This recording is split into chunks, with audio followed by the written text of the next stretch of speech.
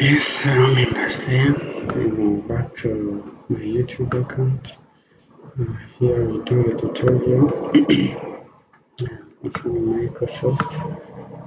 Basically, I shall first get into the terms that you are likely to encounter while we are working on this Excel sheet. So we are creating the Excel sheet first.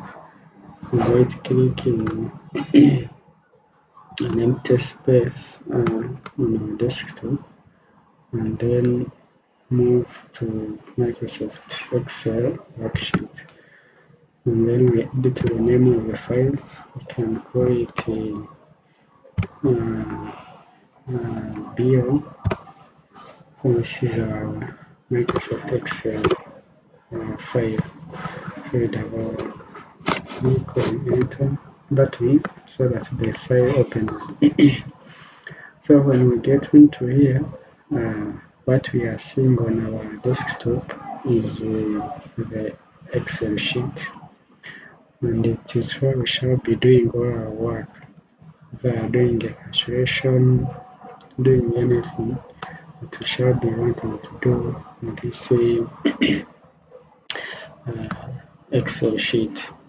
So a working sheet is what we are seeing here. And then when I move on this sheet, whenever I click in any space, you see it being bound by 4 lines, green lines. So that is what we call a cell. In Microsoft Excel, we have a cell where we type anything that we want to fill in this worksheet. And when we come here, we see sheet 1 and with the plus in front.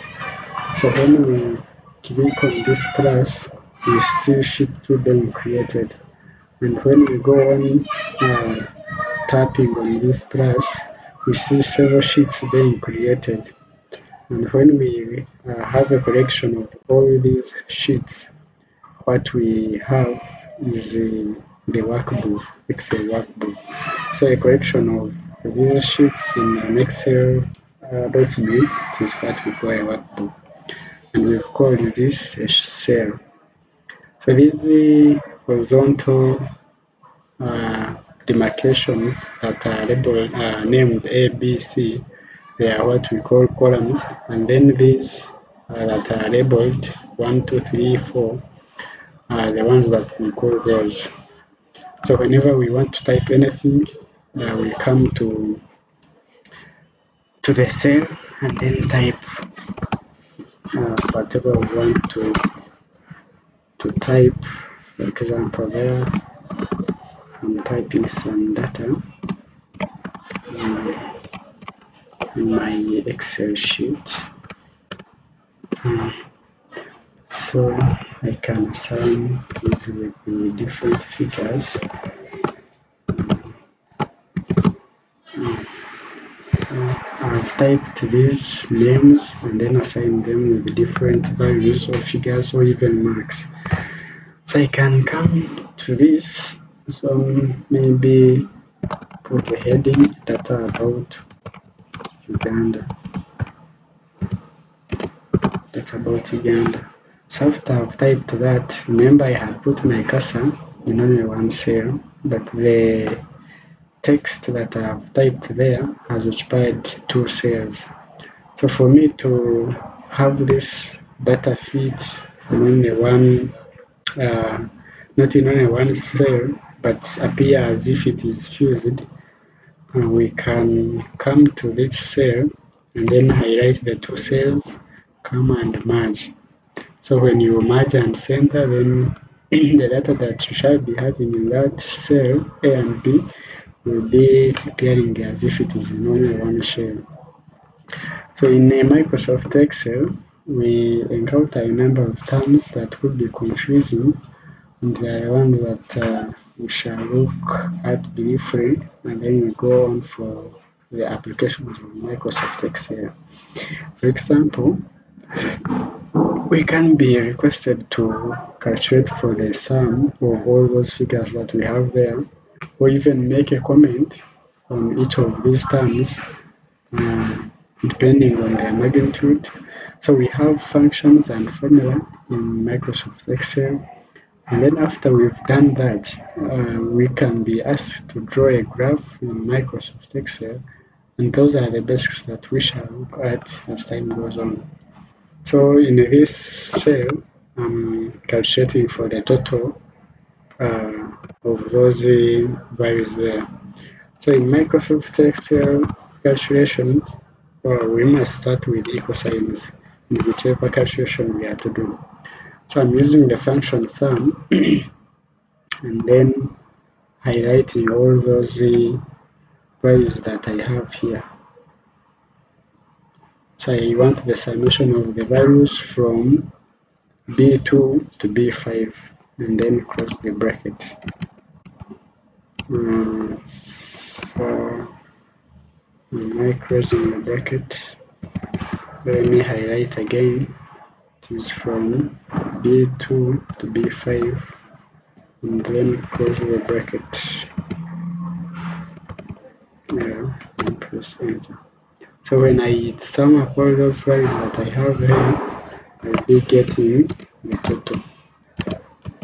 And that is what I have here. Remember to continuously save your work so that you can avoid its loss. Then here I can put a comment on these values. I can say maybe we comment using different functions, but in this case I'm using the if function, and I'm typing if. So we can say that if any of these figures that is B2, it is B2 because it is in column B and row 2, so when they get together they form cell B2. So if the value in cell B2 is less than 50, maybe I assign that comment to be fair. I close the brackets, comma. If that same figure in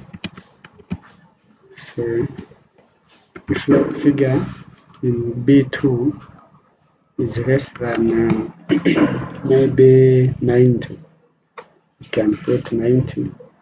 To summarize the work, I open quotes, I put good, solid good. I close quotes, sometimes I close the bracket. So when I close the brackets, there comes a red one, implying it closes the first opening bracket, which is in red color. It means I must put the other closing bracket and then press enter. So from the function that we've used, it is in that conditioning that that figure has been assigned a good.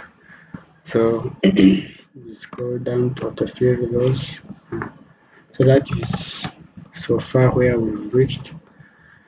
And I think we should go on to do practice of the other functions, sum, VLOOKUP, to do comment, and then rank and self-referencing.